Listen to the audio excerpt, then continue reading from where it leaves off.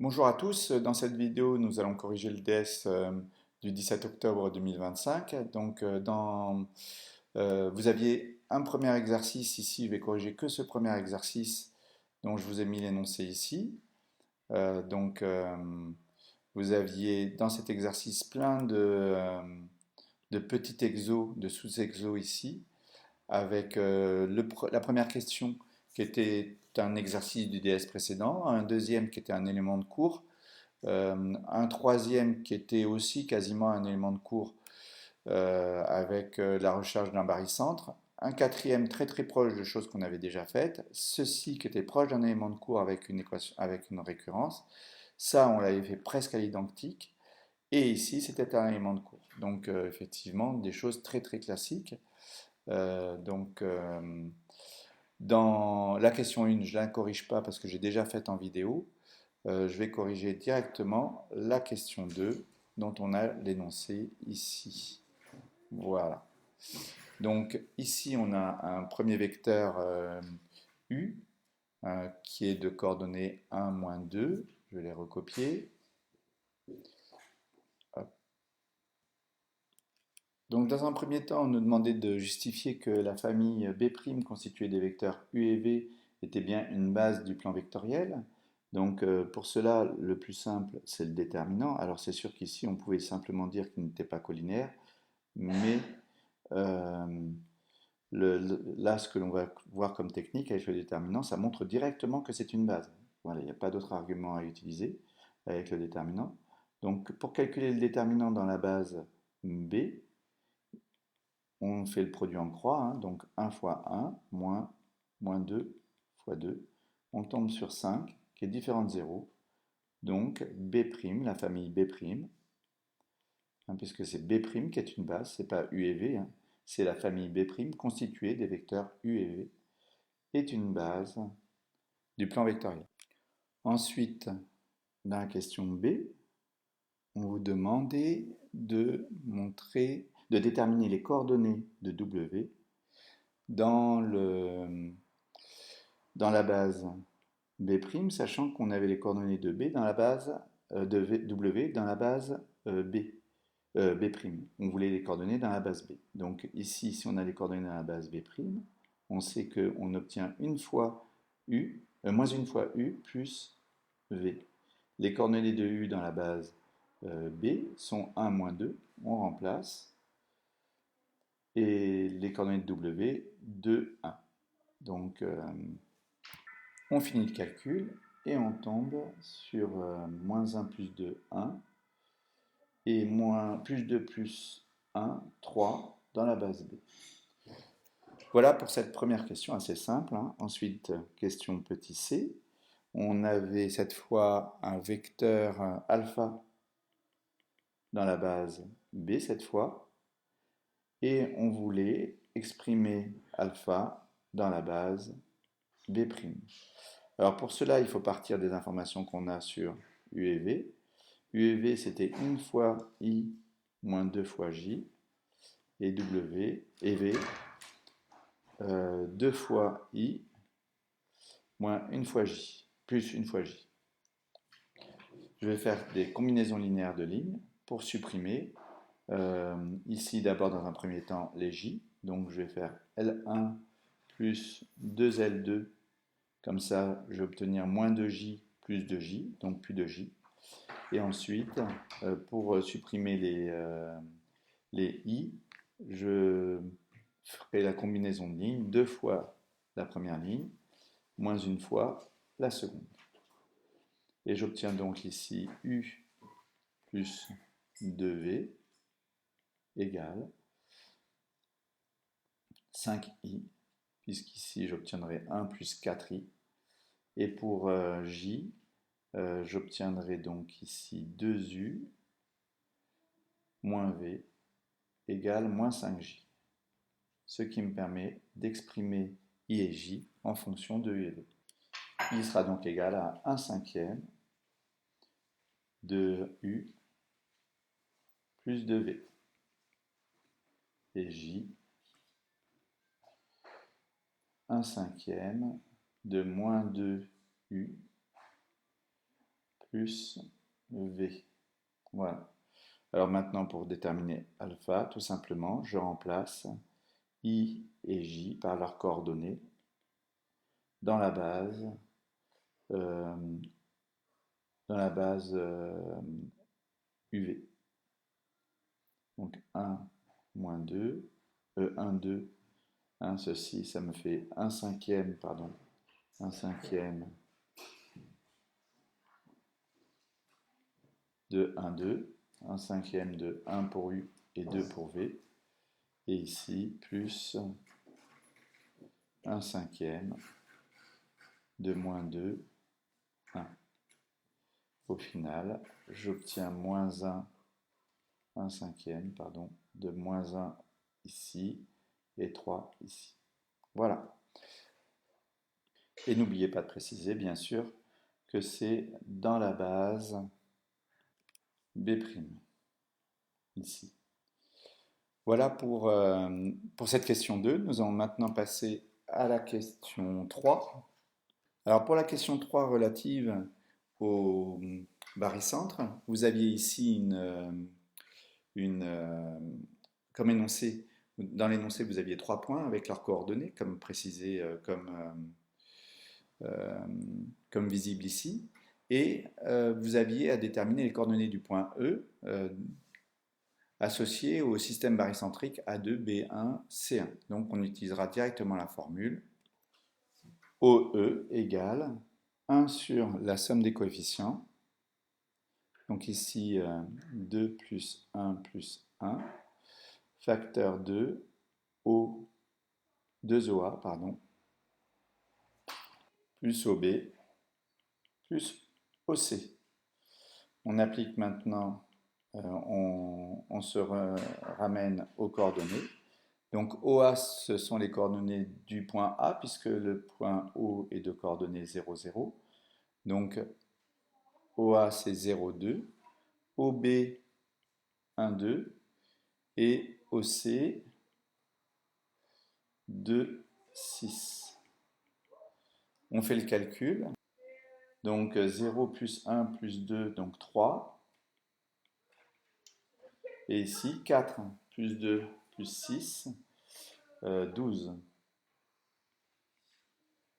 Voilà ce que l'on trouve. 3 quarts, 3 quarts pour l'abscisse et 12 sur 4, 3 pour l'ordonnée. Voici les coordonnées du point E.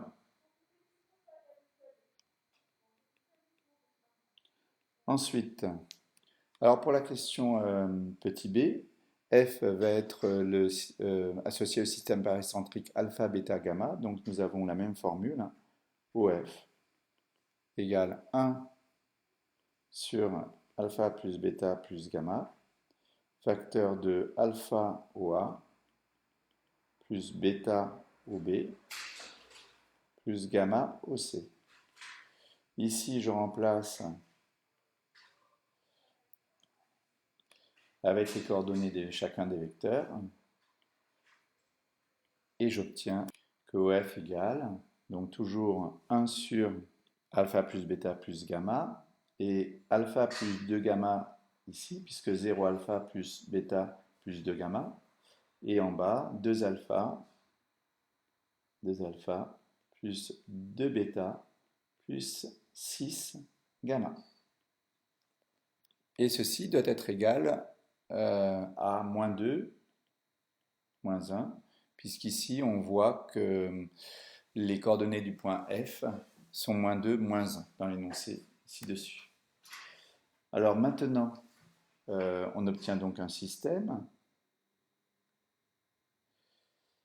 On a cette somme fois moins 2 qui est égale à cette somme-là. Et on n'a plus qu'à résoudre un système. On obtiendra bien évidemment une infinité de solutions puisque quand on a un barycentre, un système barycentrique, si on multiplie tous les coefficients par le même nombre, on obtient le même barycentre.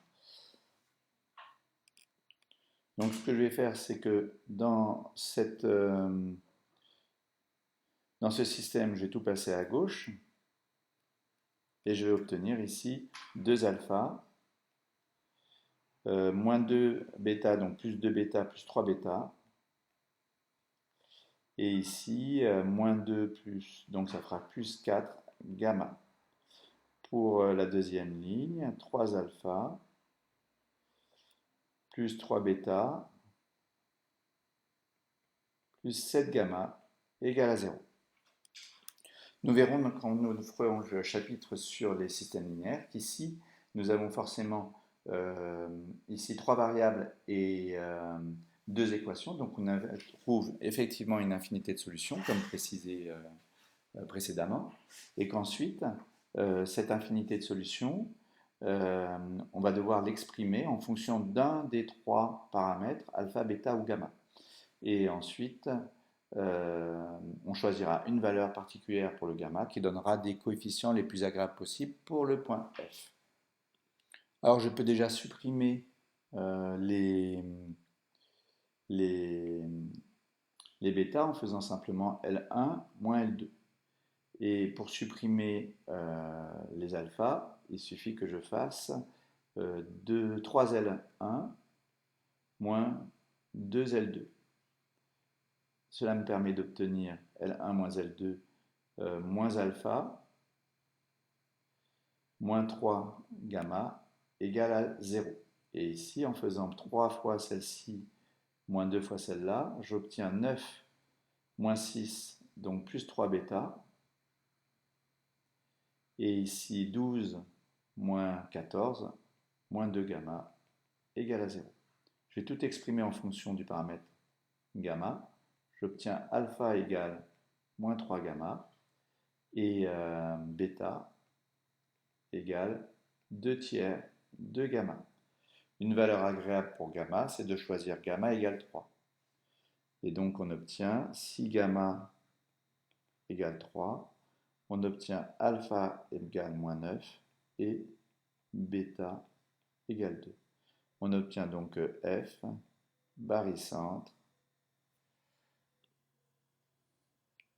J'obtiens ici, chose que je me suis trompé tout à l'heure, vous aviez ici gamma égale 3, j'obtiens alpha égale moins 9, c'est alpha qui est égal à moins 9, bêta égale à 2, et j'ai pris gamma égale 3. Donc F, barycentre, A-9, B2, et C3.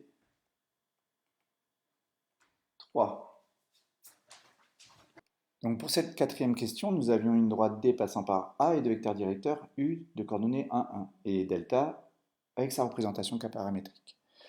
Donc dans une première question, on vous demande de déterminer une représentation paramétrique de D ainsi qu'une équation cartésienne. Alors pour une représentation paramétrique, à partir du moment où on a un vecteur directeur et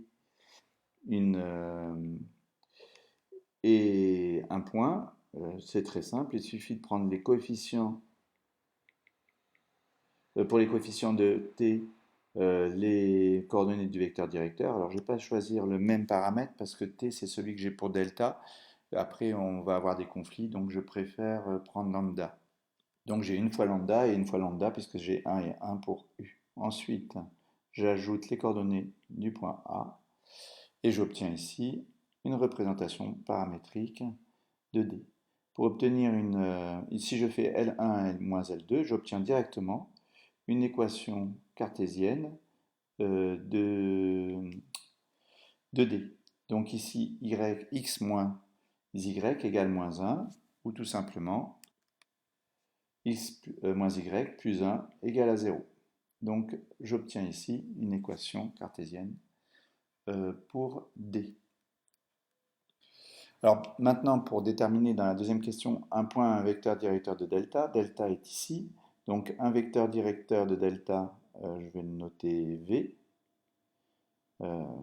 Les coordonnées du vecteur directeur, il faut que je prenne les coefficients de t dans la représentation paramétrique. Donc c'est un vecteur directeur.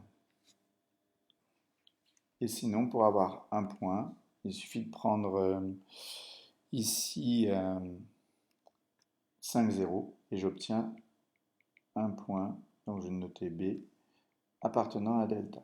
Voilà. Donc j'ai un vecteur directeur et un vecteur, un point de la droite delta. Ensuite, on vous demande, les droites sont-elles parallèles? Ici, le vecteur U et le vecteur V ne sont pas collinéaires, non collinéaires. Donc les droites ne sont pas parallèles. Alors une fois que l'on a démontré qu'elles n'étaient pas parallèles, on sait qu'elles sont séquentes, on vous demande les coordonnées du point d'intersection. Donc petit d, pour déterminer les coordonnées du point d'intersection, je vais tout simplement prendre l'équation cartésienne de D, la représentation paramétrique de delta, et je vais remplacer x et y dans l'expression qu'elle a par les expressions en fonction de t. Donc j'obtiens intersection donc d, pardon, voilà, delta inter d. On va remplacer, donc on a moins 2t plus 5 moins, entre parenthèses, t, plus 1, égale à 0. Il faut que ça me permettra de trouver le paramètre. Après, je remplacerai dans la représentation paramétrique de delta et je pourrai trouver les coordonnées du point d'intersection. Une fois résolu, je trouve t égale 2. Donc, en remplaçant ici, j'obtiens 5 moins 4, puisque moins 2 fois 2, en remplaçant dans la représentation paramétrique, ici, t par 2.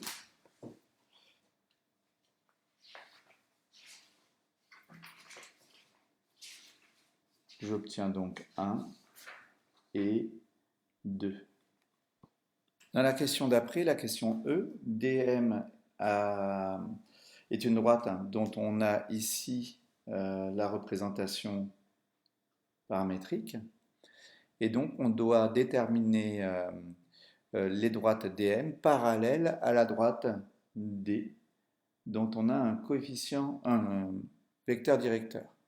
Donc, pour que les droites soient parallèles, la droite DM et la droite D, il faut que les coefficients directeurs de DM et de D soient parallèles, soient collinaires. Donc, pour cette première question, je vais d'abord commencer par déterminer un vecteur directeur de DM. Je vais le noter UM. Et un vecteur directeur, je prends moins le coefficient de Y, donc ici moins 2m, j'obtiens 2m. Et ici, le coefficient de Y, 1 plus m carré. C'est un vecteur directeur de DM. Ensuite, je fais le déterminant entre le vecteur directeur de D et un vecteur directeur de DM, un vecteur directeur de D, pardon, et un vecteur directeur de DM.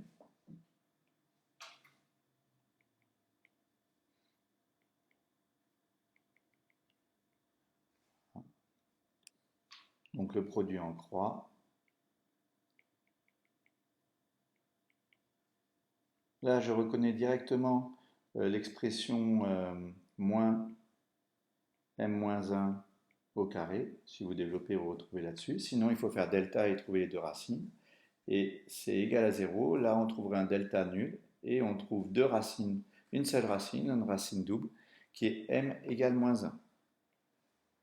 Et donc, D1 est parallèle à DM. Dans la question d'après, on vous demandait de déterminer que toutes les droites DM étaient concurrentes.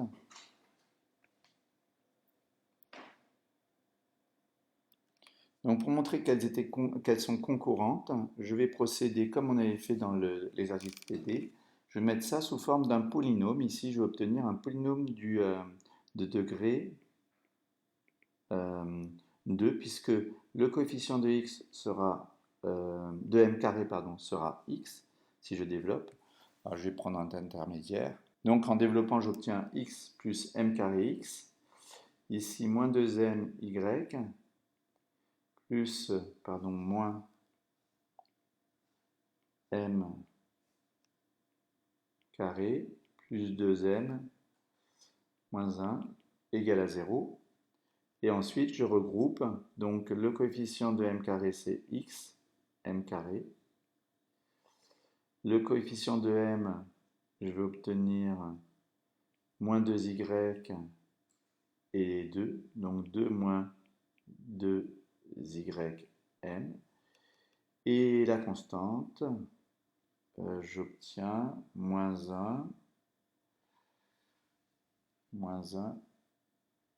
et x. Donc plus x moins 1 égale à 0. Donc ça doit être vrai pour tout m, pour que l'on puisse avoir un point qui soit commun à tous. Donc ici, c'est vrai, quel que soit m appartenant à grand R, ceci égale à 0. Si et seulement si, on a le coefficient de m carré qui est nul. Alors le coefficient de m carré, je crois que je me suis trompé, j'ai oublié un moins m ici, un moins 1 ici, pardon, ici. Donc ici, je vais devoir changer. Et le coefficient de m carré, c'est x moins 1. Donc j'ai x moins 1 qui est 0. J'ai 2 moins 2y égale à 0. Et j'ai x moins 1, celui-ci, égale à 0. Et donc j'obtiens x égale 1 et y égale 1 aussi. Donc elles sont toutes concurrentes au point 1, 1. Donc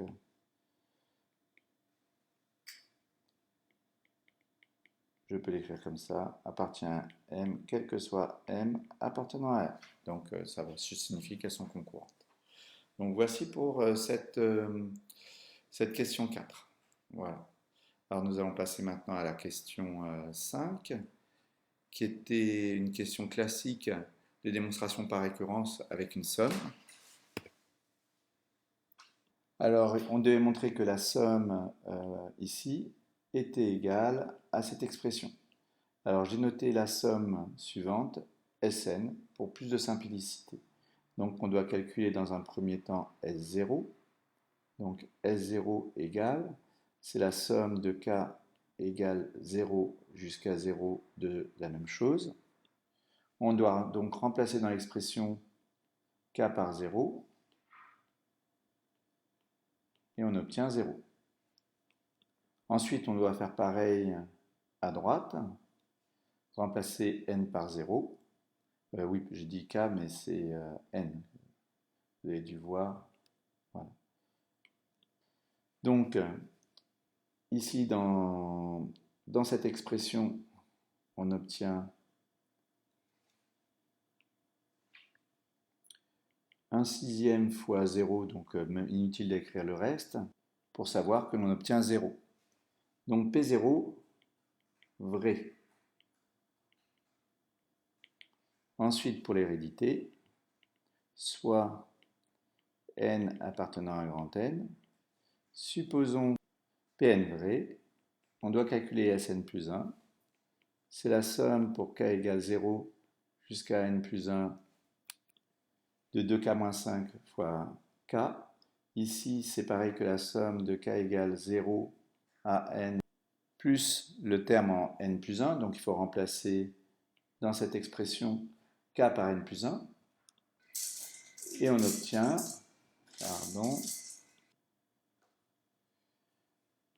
2 fois n plus 1 moins 5 facteur de n plus 1.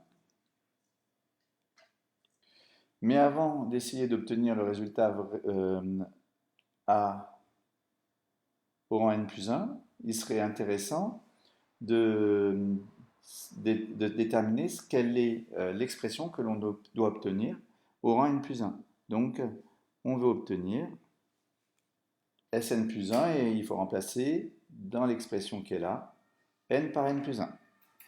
Ce qui nous fait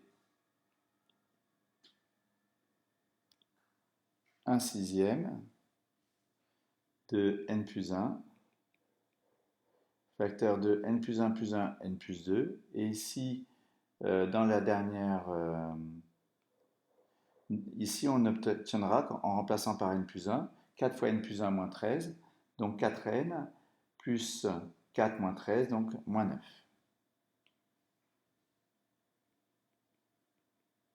Voilà. Voilà ce que l'on veut obtenir maintenant, ici, en calculant cette expression. Merde, pardon. On a supposé que cette expression était égale à ceci au rang n. Donc, on va utiliser cette supposition. Voilà donc ce par quoi j'ai remplacé l'expression qui est ici, par cette expression que j'ai supposé ces deux expressions égales au rang n. Et ensuite, je simplifie ici, j'obtiens 2n plus 2 moins 5 moins 3, facteur de n plus 1. Là, je constate que j'ai un facteur commun qui est n plus 1. Donc, je vectorise par n plus 1. J'obtiens un sixième aussi, tant que j'y suis, puisque c'est ce que je dois obtenir ici. Voilà. Donc maintenant, j'ouvre la parenthèse, j'ai n facteur de 4n moins 13 plus 2n moins 3 fois 6, puisque j'ai mis sur 6 là et là. Et j'obtiens donc n plus 1 sur 6, facteur de 4n carré, moins 13n plus 12n moins n, et pour la constante, moins 18. Voilà. Et là, je vérifie facilement que cette expression, c'est l'expression que l'on souhaitait obtenir ici.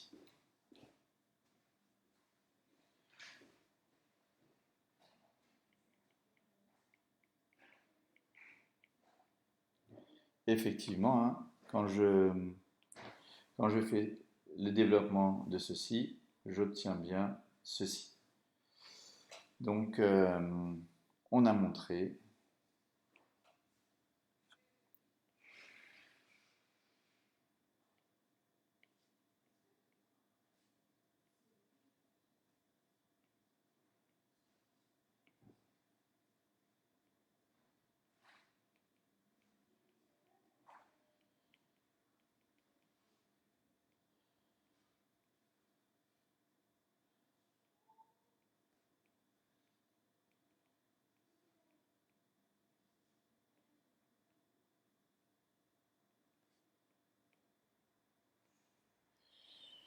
qui est au-dessus est vrai pour tout n.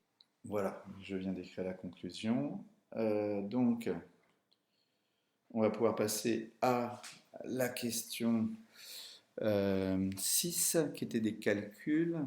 On avait des calculs de somme. Alors pour les calculs de somme, je ne vais pas m'embêter parce que c'est vraiment tellement proche de ce qu'on avait déjà fait. Vous avez le corrigé ici sous les yeux. Voilà.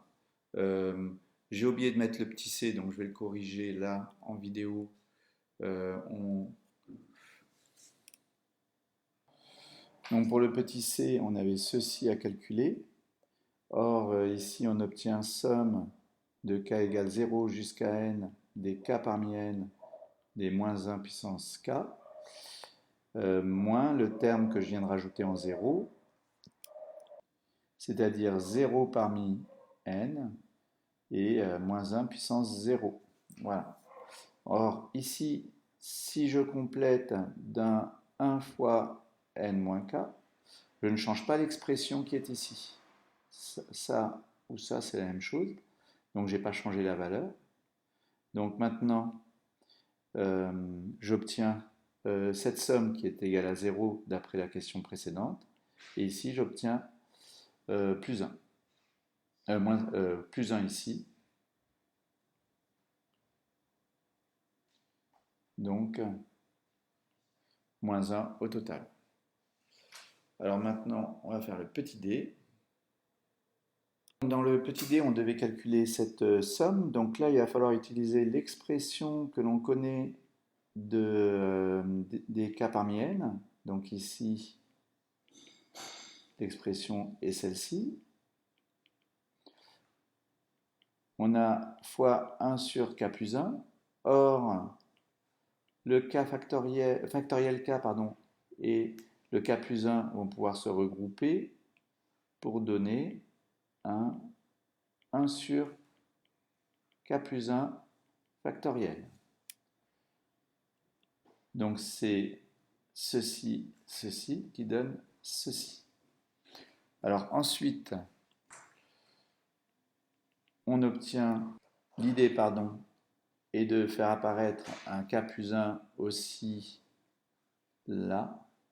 Et donc, on sait que n-k, c'est n plus 1 moins k plus 1.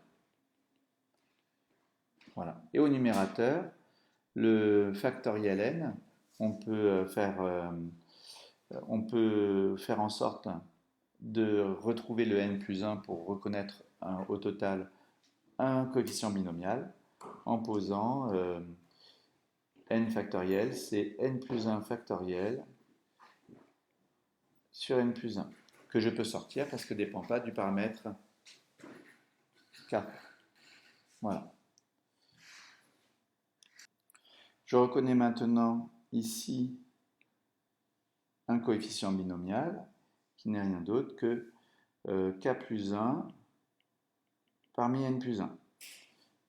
Et j'ai donc 1 sur n plus 1, somme de k égale 1 jusqu'à n, de cette expression. Ici, je vais faire un changement d'indice pour me ramener à k ici.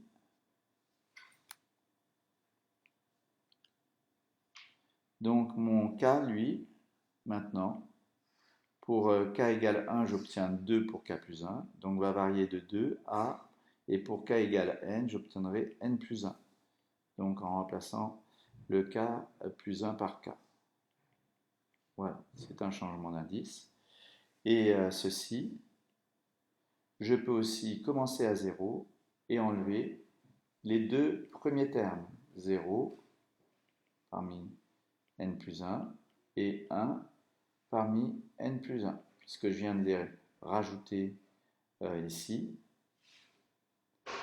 Je les enlève pour ne pas changer la valeur de mon expression. La somme des coefficients binomiaux, je peux rajouter ici un 1 puissance k et un 1 puissance n-k, ça ne change pas la valeur. Donc la valeur qui est ici n'est rien d'autre que 2 puissance n plus 1. Moins, ici, on a 1 et ici, n plus 1. Donc la différence, on obtient moins 2 moins n. Voilà. On a fini avec cette question 6. Je ne corrigerai bien évidemment pas la question 7, qui est un élément de cours, et donc vous l'avez déjà en vidéo. Voilà, j'en ai fini pour cette vidéo. J'espère que l'utilisation pour la première fois de cette tablette n'a pas trop perturbé la vidéo et que c'est quelque chose qui est quand même regardable. Enfin voilà, vous me direz ce que je peux améliorer.